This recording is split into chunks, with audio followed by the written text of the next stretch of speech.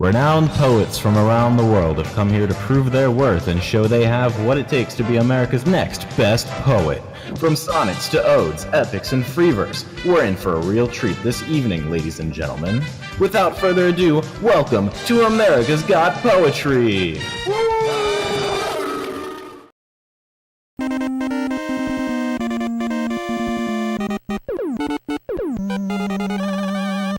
Alright, nervous, Edgar? Nervous?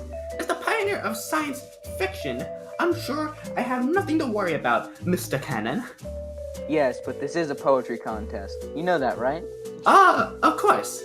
I'm one of the most influential poets I know. I mean, you can't spell my last name without Poe, if I'm not mistaken. You know, like poetry. Huh. Alright. Well, they're calling you on stage. Good luck. Hello, what's your name? First name Edgar, last name Poe, middle name Allen. Getting that dough. Mr. Poe, could you tell us what poem you'll be reading for us today? Today, I humbly give you El Dorado. All one word. First little capitalized. This one's for you, Howie. Gaily bound, a gallant knight, in sunshine and in shadow, had journeyed long, singing a song in search for El Dorado. But he grew old, this knight so bold, and o'er his heart a shadow fell as he found a spot of the ground that looked like El Dorado. And as his strength failed him at length, he met a pilgrim's shadow. Shadow, said he, what can it be, this land of El Dorado? Over the mountains of the moon, down the valley of the shadow, ride boldly, ride, the shadow replied, if you seek for El Dorado. Quick question, Mr. Poe. Do you even know the Spanish language? I don't believe that is a requirement, Your Majesty. Didn't think so. Well, I did enjoy the references to Spanish culture, which I very fondly remember from my childhood in Canada. Isn't Canada like French or something? All I'm saying is I like the poem.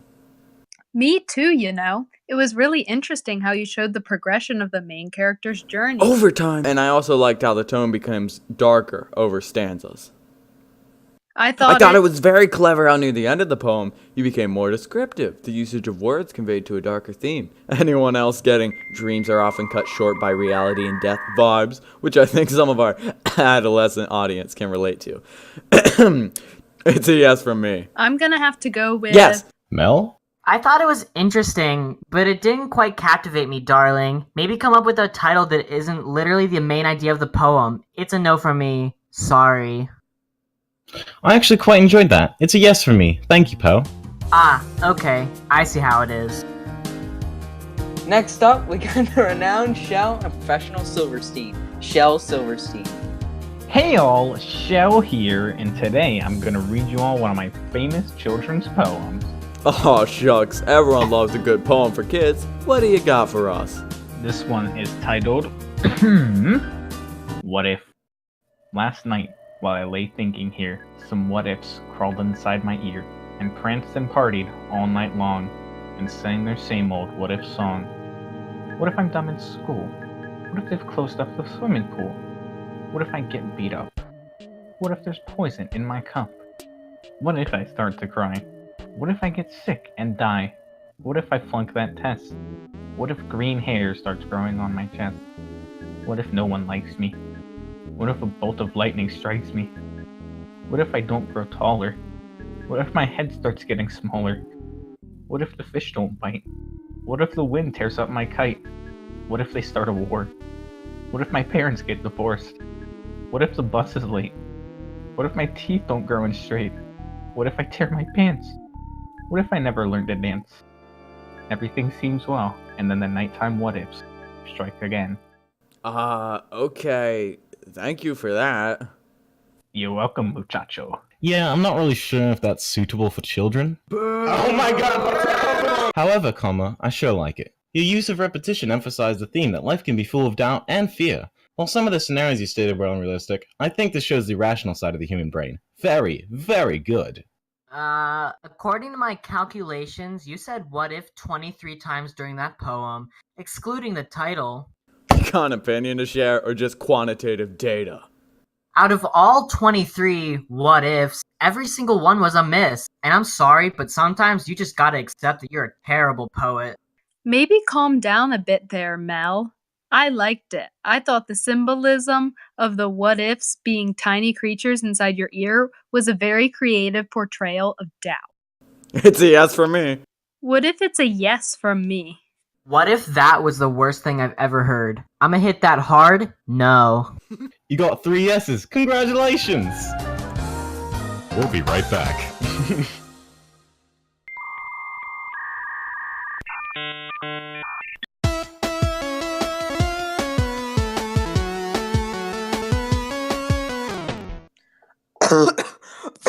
Yo, my name is Will.I.am, last name Shaky, last part of last name Spear, you know, like the gum. Oh my gosh, do you ever stop talking? Go on. Hello there. What will you be reading for us today, sir? Sonnet Which one specifically? 15. Okay, the stage is yours. It seems Howie won't be judging this one, Spear. As I was saying, I'm excited. When I consider everything that grows, holds imperfection but a little moment that this huge stage presenteth not but shows, whereon the stars in secret influence comet, when I perceive that men as plants increase, peered and checked these by the self-same sky, vaunting the youthful sap as had decreased, and where the brave state out of memory, then the conceit of this inconstant stay, sets you most rich in youth before my sight, where wasteful time debateth with decay, change of day of youth to sully night, and all in war for time for love of you, takes from you, and I engraft you new. Well, let me just say I love the A, B, A, B, C, D, C, D, E, F, E, F, G, G rhyme scheme. Very traditional. Thank you, Simon. That's what I was going for. The transition you highlighted from youth and innocence to darkness was very interesting, and that's all I need to say. Howie? Oh, yeah, it's just me. Anyways, enjoy! Welcome to Howie's Got Poetry. If I'm honest, Howie, it's America, not just you. America runs on Duncan. I run on Duncan. By the rules of the transitive property, my statement was correct. Am I allowed to read my poem or, Please. Fire and Ice? Some say the world will end in fire, some say in ice. From what I've tasted of desire, I hold with those who favor fire. But if I had to perish twice, I think I know enough of hate to say that the destruction of ice is also great. I would suffice.